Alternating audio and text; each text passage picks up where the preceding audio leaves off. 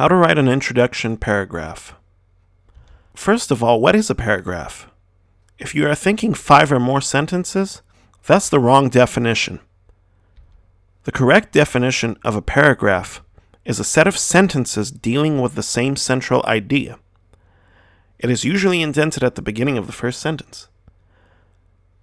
Now, as long as the central idea is the same, whether it is one sentence or as many as necessary, this is one paragraph.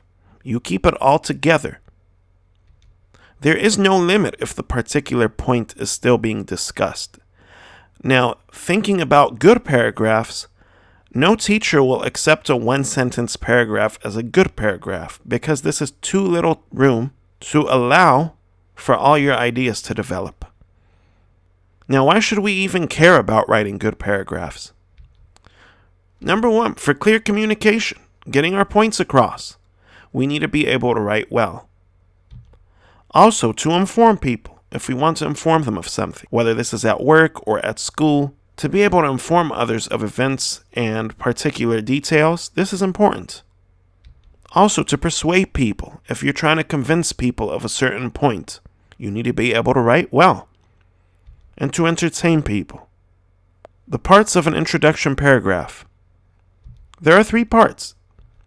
Number 1, there's an attention-grabbing first sentence. And after that, there's an introduction to the topic or text you will write about.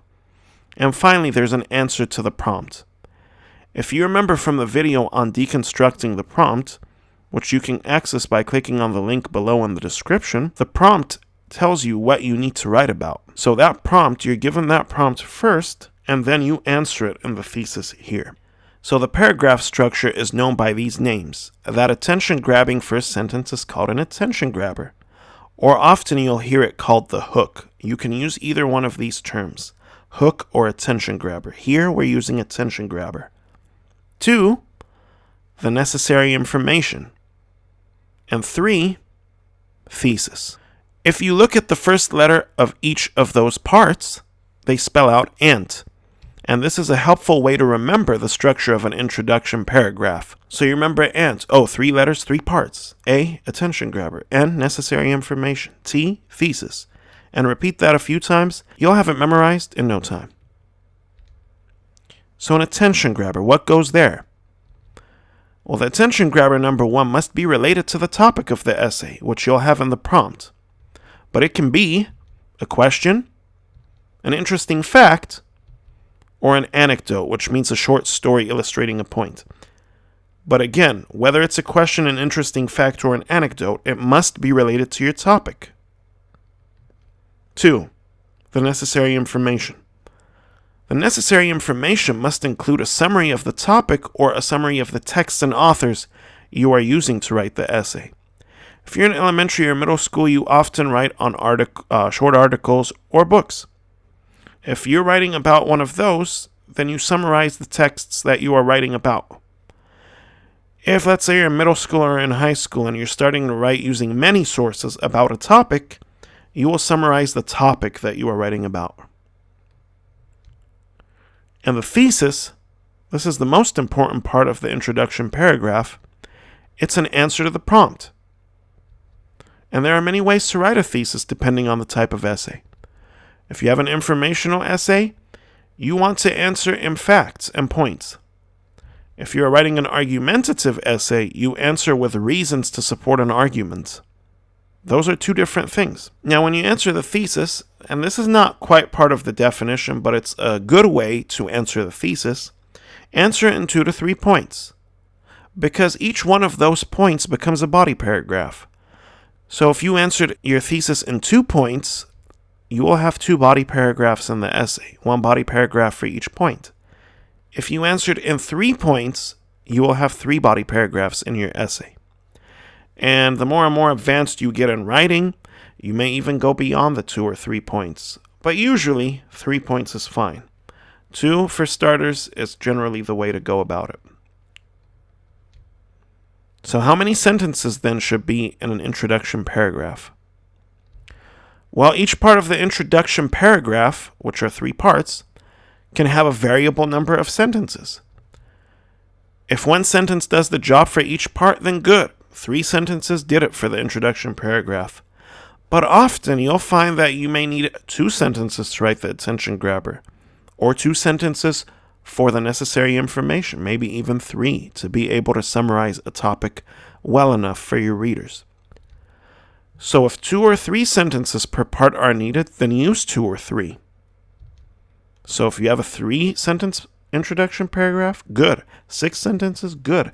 9 sentences, as long as it's doing the job it's supposed to do, it's grabbing the reader's attentions, it's summarizing the topics or the books that you're using, and it's answering the prompt, good. I mean, you want to be realistic too. If your readers are reading a 15-sentence introduction paragraph for a high school student, this may not be a good way of getting them to read it. So think about it. Is this a good enough attention grabber? Did I summarize the topic well in the necessary information? Did I answer the prompt? Make your judgment. So again, if you have not reviewed the video on deconstructing the prompt, do so now. You can find the link in the description below. But here's a prompt. This is where we begin when we write essays. We read the prompts and we figure out what they're asking us to do. So take a quick look. You can hit pause on the video, read it. But this prompt is asking us to discuss a novel called Dealing with Dragons and consider whether or not the main character, whose name is Cimmerine, was justified in ignoring the expected social norms of her day. If you remember from the video on deconstructing the prompt, the actual prompt is usually in the second part, which is the part below. So here it asks us to write an essay in which we discuss our opinions about whether or not Cimmerine, the main character, should oppose the expectations of medieval society. And if you notice, this type of prompt is asking us to make an argument, because what someone should do, we don't always agree on. This is our point of view. So it will result in an argumentative essay. So again, here are the 3 parts of the introduction paragraph. We have 1, the attention grabber, 2, the necessary information, and 3, the thesis. We will see an example of an introduction paragraph that responded to the prompt we just read. So here is that example. It starts off by saying, "Can you believe that a girl wanted to live with dragons?" And that's an attention grabber. Notice this student, she used a question for her attention grabber. It's related, because the book's about dragons. She asks a question about dragons. Can you believe that a girl wanted to live with dragons? Then the next sentence summarizes the book. It says, in the book Dealing with Dragons by Patricia C. Reed, a girl named Cimmerine had parents that expected her to do things that she did not like. She did it in a sentence. It's short, but it captures the whole idea of the book in 1 sentence. Then, in the last 2 sentences, notice, here this student, she used 2 sentences to answer her thesis. It says, some of the things that Cimmerine's parents expected her to do was to get married, that's the first point, and to never practice reading or writing Latin, that's the second point. But Cimmerine wanted to do so. So she answered it in 2 points. Then she says, it was good that she broke the expectations because it helped save many lives.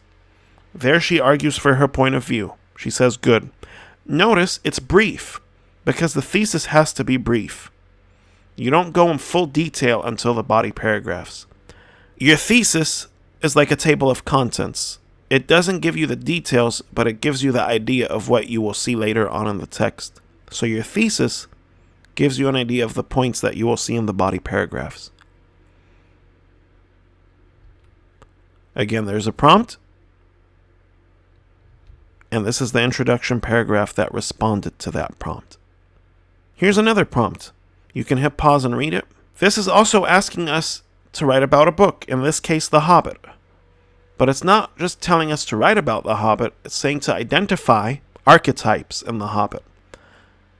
Archetypes are patterns. It says that in the background information, which is the top part of the prompt.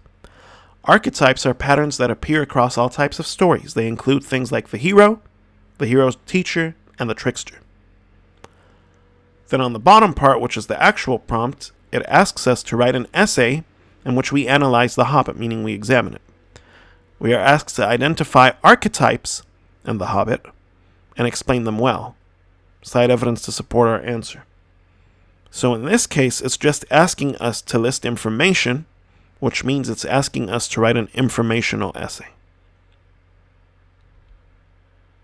So here's an example of an intro paragraph that responded to this prompt. Starts off by saying, hobbits are little people that left to stay home and live safely. Every hobbit except Bilbo Baggins. Notice, this attention grabber is not a question. It's an interesting fact.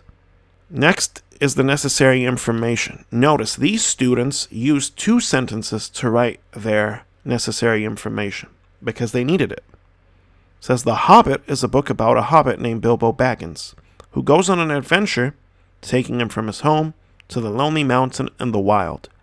During this adventure, Bilbo Baggins follows the archetypes in the hero's journey. It captures the idea of the book in these 2 sentences, so they needed 2 sentences, but they did it well because they captured the idea in those sentences.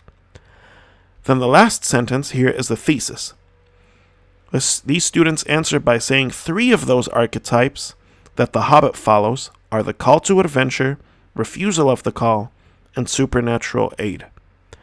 Notice, in this case, these students answered the prompt with 3 points in their thesis, which are the call to adventure, refusal of the call, and supernatural aid. This means this essay will have 3 body paragraphs in it. Again, here's the prompt, and here's the introduction paragraph that responded to that prompt. Again, the introduction paragraph structure has 3 parts: an attention grabber, necessary information, and the thesis. Here's a non-example of what an introduction paragraph should look like, meaning you should never do what you're about to see now on an introduction paragraph. This introduction paragraph is responding to one of the 2 prompts you just saw. It says, hang on to your seats, everyone, because what you are about to read will be exciting and fun. And this is a very bad example of an introduction paragraph, something you should never try to copy, because it doesn't follow the structure of a good paragraph. It doesn't even have an attention grabber that's related to the topic, and there's no necessary information and no thesis. This sentence can be responding to practically every single prompt in the world. We don't have any specifics. We don't know what this is referring to, and that's what makes it a bad example. Trivia. The word introduction is a Latin word which means to lead into, because an introduction leads into the main part of the essay, which are the body paragraphs. You can learn more about body paragraphs by clicking on this playlist. Thanks for watching. Until next time.